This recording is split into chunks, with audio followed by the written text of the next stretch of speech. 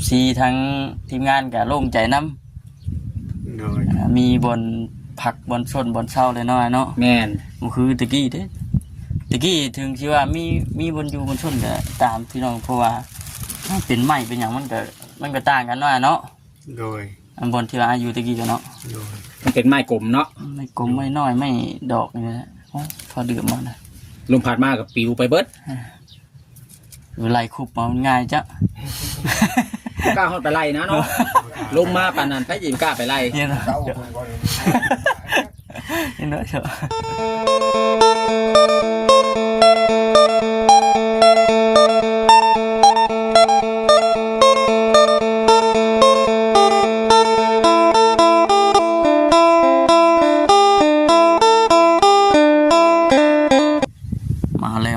มาแล้วพี่น้องเอ้ย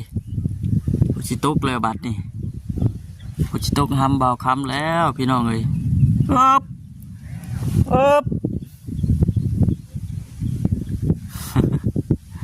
พอดังพี่น้องเอ้ยเนาะคืมแล้วพี่น้องเอ้ยทางเหนือผมจะตกแห้งอยู่กับลังสี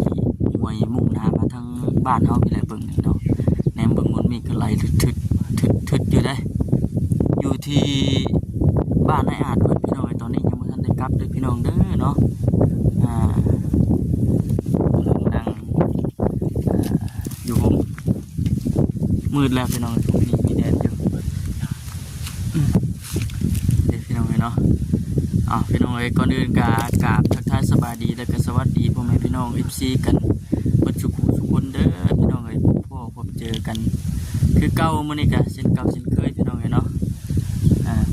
บอกครับเมื่อนี้นะตั้งใจเดินทางมาเยี่ยมมายามทางอาญเพื่อนพี่น้องเนาะหลายมือพอสมควรอยู่ที่ว่าทางบอกคำว่าได้มาดินหรือว่ามาเยี่ยมมายามFC บางท่านเพิ่นก็จมหาอยู่ได้พี่น้องเนาะจมหาคิดฮอดคิดถึงทางอาญเพื่อนที่ว่าจะให้ทางบอกคำมาหาทางอาญเพื่อนบ่อยๆเรื่อยๆนี่เด้อนะแต่เมื่อนี้บอกคำก็ได้เข้ามาเป็นทีมวยแล้วแหละพี่น้องเนาะคือทางทีมงานเขามีดีอยู่กันคุมหน้าคุมตาพี่น้องแต่ว่ามาหมดก่อนเลยเพิ่นถ่ายเพิ่นเมื่อก่อนแล้วบอกคำคิดจากมาลำหลังกับทางไอ้กับไผ่เพิ่นพร้อมพี่น้องเนาะฝนตกพี่น้องเนาะจากที่ถามลาผู้หันก็ว่าฝนตกมากอะบอกคนนึงนำบนอยู่บนส้นบนเช้าบันไดบัดที่นี้นะพี่น้องเลยเพราะว่าในด้านเพื่อนก็ถือว่าครบสมบูรณ์แบบก็คือตะกี้นะพี่น้องที่ยังว่าโอ้ยกันใจฝนมืดฟ้ามืดฝนสี่แห้งกระเต็กเด้อแห้งอุกใจแล้วพี่น้องเลยเนาะฝนทำใจไว้ทานแล้วเกินเห็นฟ้ามืดฝนแบบปัดนี้ใช่แน่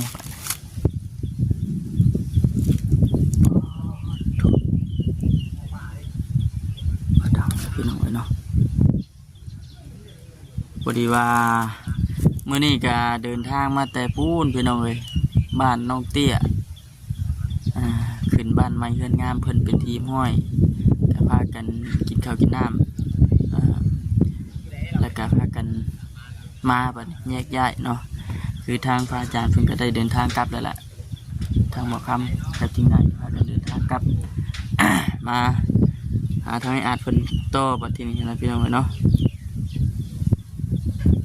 ถึงช่วงบ่าย1บ่าย2นี่แม่นเอาละพี่น้องปวกเก่ามันผลกะโธ่เอาเลยเด้อบัด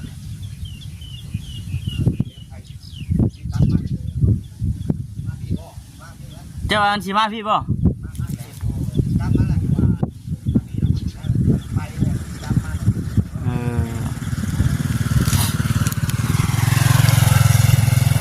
เบิ่งพี่น้องเนาะคือทางบ่ข้ามการถ่ายคลิปนี้ก็สิได้กับปะทางพ่อแม่พี่น้องแล้วล่ะโอ้ตัวไหลทึดมาพี่น้องเลยเนาะเป็นนางไก่ต้นไม้ก่อนย่านพี่น้องเลยเนาะ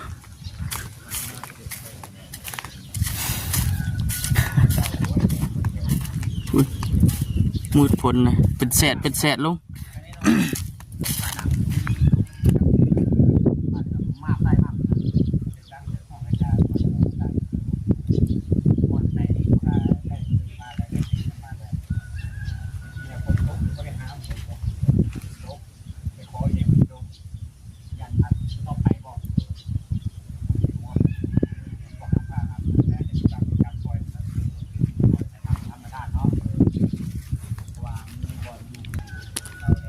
มันกำลังหยับใหญ่ไปพุ่นพี่น้องเลยเนาะ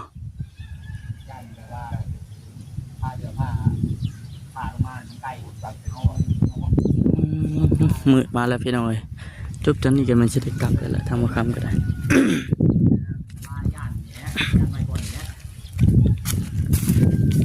ขี้ดินแล้วก็ยังโบลายไปไหนพี่น้องเลยเนาะส่วนอีกจะ2-3 มื้อก็มันเบิดไปน้ำ ลงมาอุ้มที่เด้อันอยู่สุกน้อยที่เราตั้งใจได้เนาะก่อนมือก่อนย่อมือตัวนี้หัวไปได้โอ้ยอย่ามาทางนี้เด้ออย่าล้มเด้ออย่าล้มเด้อ โอ้ มาเลยได้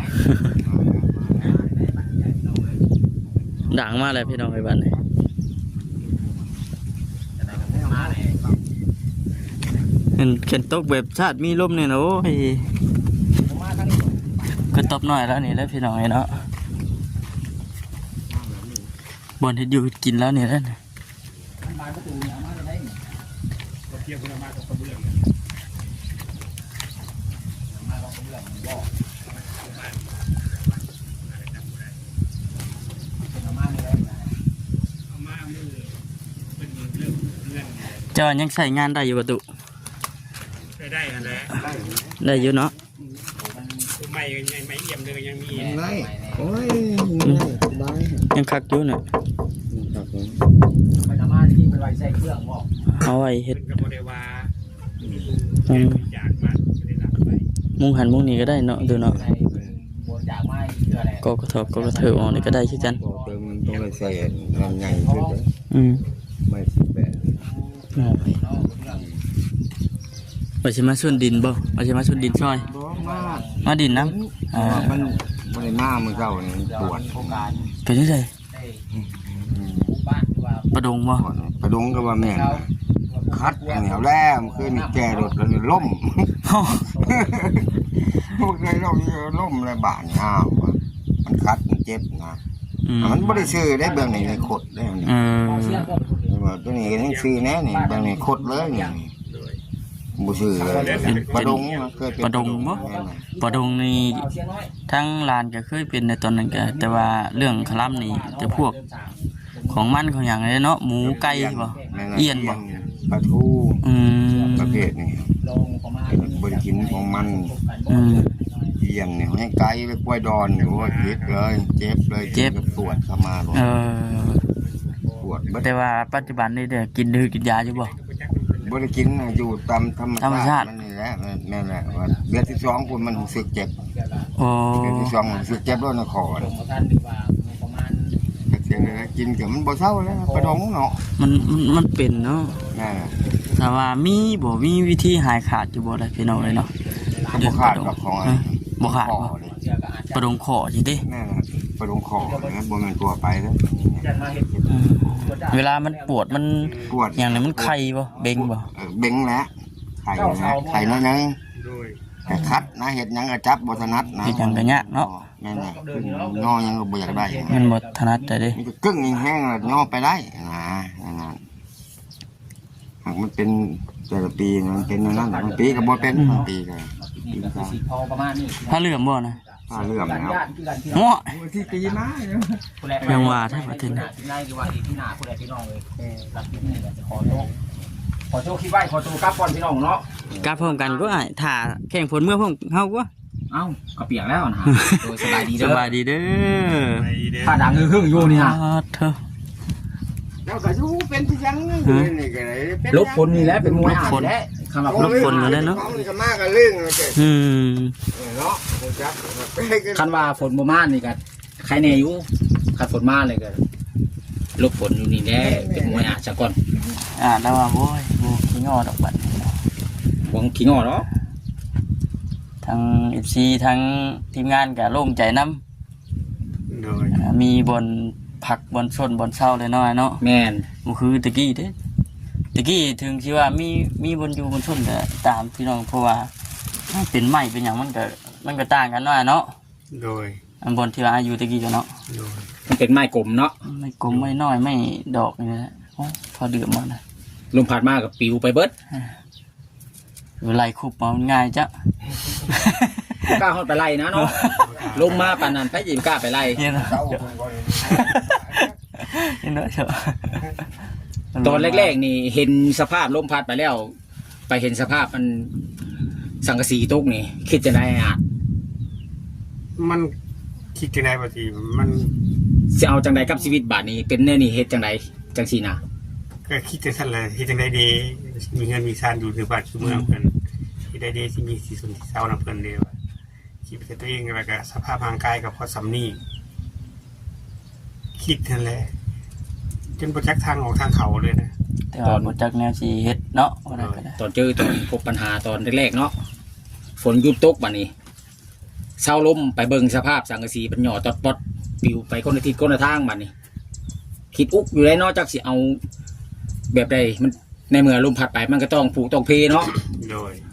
ที่อยู่ไซบัดนี้สินอนจังไดบัดนี้ โดย ตัวนี้แหละพี่น้องเลยถือว่าอุกใจเลยเนาะตอนนั้นเป็นบ่ แม่น โชคพี่น้องเลย เติบหนึงเลยเนาะถึงช่วงมันเลยเนาะ คันว่าเฮือนหลังใหญ่เขาเจ้าก็ยังพัดไปหั่นนะก็ยังใครอยู่เนาะผู้เฮาพูดหลังน้อยต่ำๆก็ยังพัดไปซ้ำบัดนี้จักที่อยู่ไสบัดนี้ ถูกก็ได้แห้งซ้ำคือเพิ่นว่าบ่ มันก็คือเพิ่นเว้าและถูกเท่าใดไปแห้งซับ จำได้ไปแห้งสั่น แนวนั้นแหละมันดอกคิด สั่นเท่าใดให้ คิด คิด อัง มัน ไหน นี่ พี่น้องเอ้ยคิดดูคิดอังนํอยู่ได้เนาะตอนที่แรกก็ เออ ถือไผก็คือกันแหละพี่น้องเว้ย คือการเนาะ เพราะว่าเห็นหลายๆคนอยู่ เมื่อพ่อกับตัวเองก็ คุณต้อง ภูมิใจคือกัน ตัวนี้ก็เห็นจังไรมันเป็นไฟธรรมชาติไทยกับบอยากมีให้มันเป็นดอกอยากให้มันเกิดดอก แต่ว่ามันเป็นไปแล้วก็เห็นจังไรใช่มันผ่านมาแล้วก็ให้ อด มัน ท ผ่าน นไป เนาะ มีแต่อดทนสู่ต่อไปนั่นแหละ อดทนเอา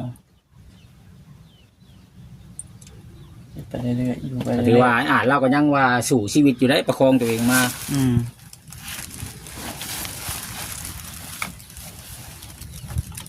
เห็นจังไรฉะเนาะสู่ไปที่ได้อยู่ไปที่ได้หน่อยอ่ะ โดย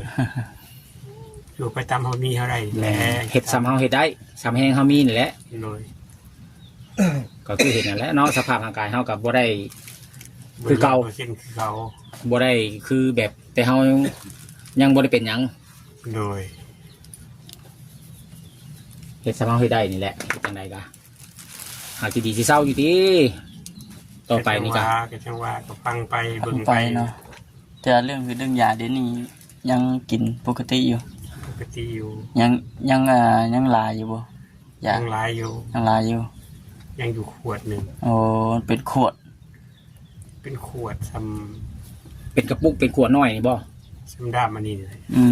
ม ประมาณ200กว่าเม็ด อ๋อ แต่ว่าเขากินเทื่อละจักเม็ดบัด กินทีละครึ่ง เทื่อละครึ่งเม็ด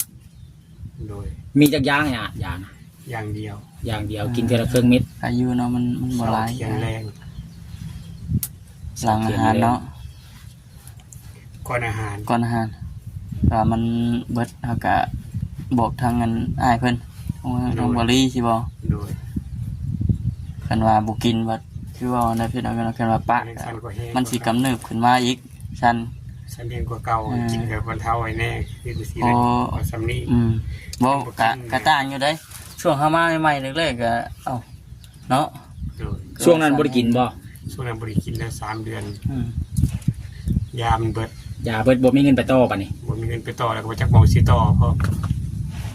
บ่ฮู้จักหมองกับบ่มีเงินนี่แหละเนาะ อยู่บ้านเฮานี่มันบ่มี มันบ่มีเงินซื้อแล้วก็บ่กล้าไปถามเพิ่นได้อาจสิมีขายอยู่กับ มีอยู่ได้ มีบ่ เป็นแบบเดียวกับตู้คำปานเลยแบบนี้นะแต่ตู้คำปานก็มีคือกัน แต่ว่า แต่เราต้องกินยาตลอดคือกัน เราก็กินเหมือนกันว่า แม่กินยาอยู่เราไปอันยืนเราตลอด เอาไปเราเอามาเป็นชุดนะเขาเจ้าเฮ็ดให้เป็นชุดละ300,000ปลายเราอะ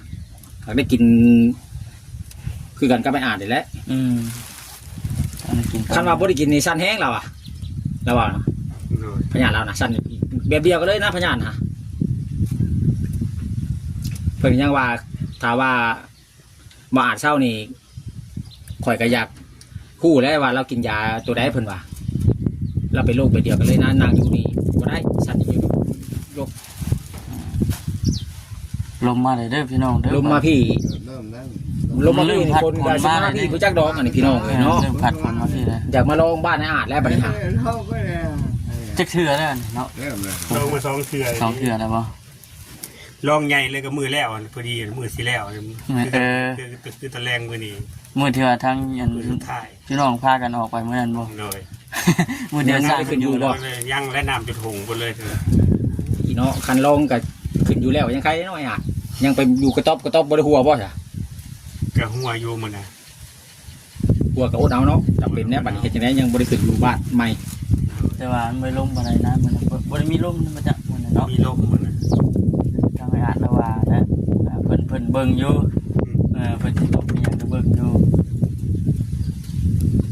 โอ้เป็นตกเป็นลมเป็นแรงเลยก็บ่คักปานใดเฮาก็ได้ ลมแท้ๆแล้วผ่าตังปิวเพลิงเลย เริ่มเลย คันลมมาแห้งนี่ขออนุญาตว่าไปเบิดผ่าตังนี่ญาติพูดไปโลกประจักษ์ ลุกขึ้นเลย ไปยกแกงโซดาซิลลงเนี่ย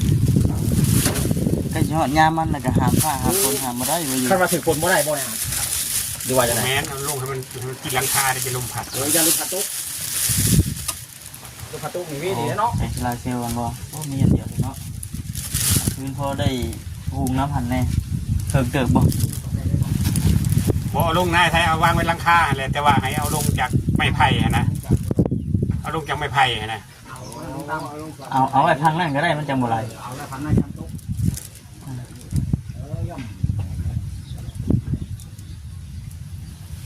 มีแหละ ผ่าตังแล้วปิวเพลิงเนาะ มานั่งดินน้ำมาอาช่วงตอนแรง โดย หลังจากที่มาแต่สวรรค์มาได้ขึ้นบ้านกับเจ้าก็เลยมาดินมาเยี่ยมมายามก่อน14เพิ่นคอมเมนต์เข้ามาอยู่จังหายบ่ค้ำเข้าไปหาไอ้อาจไปเรื่อยบ่อยๆเด้อว่าจังนั้นนะ 3ดวงบ่สิชวนน่ะ 3 ดวงได้บ่ไผ่ขาดแต่คนตัก โอ้ได้3ดวงขาด ขาดแต่คนตัก กิน สี ฮอด ชม เบา พู2สีส้ม1 กินฮอดเบาคำไผ่อยู่ โอ้ยมื้อนั้น กี่รอบลำอยู่ดิ โอ้ได้ลายแล้วบอกไผ่มื้อนั้น โอ้ยมื้อนั้นใส่กระเพิ่นในลายเติบมื้อน่ะฮะ มีโล่แล้วบ่ มีล้อ อ๋ออยู่กับไอ้ แม่นมี ล้อ2คัน ล้อ2คัน เอาล่าส่วนมื้อนั้นยังบ่ทันได้มีว่ามื้อนั้นเนาะ ของบาพาชัยคันหนึงฮะแล้วเพิ่น เพิ่นว่าเฮาชุ เอามาส่ง ตลอดก็สิไว้อยู่ คันนี้ของบ่เตียงเนาะคันนี้เนาะ โดย ยังขาดแต่ ชื่อมาให้แน่ บัดนี้ เพิ่นมอบให้เลยได้บ่เตียงนี่ ไปซื้อมาให้ใช้เลย พอได้ชูพอได้ยู่ชู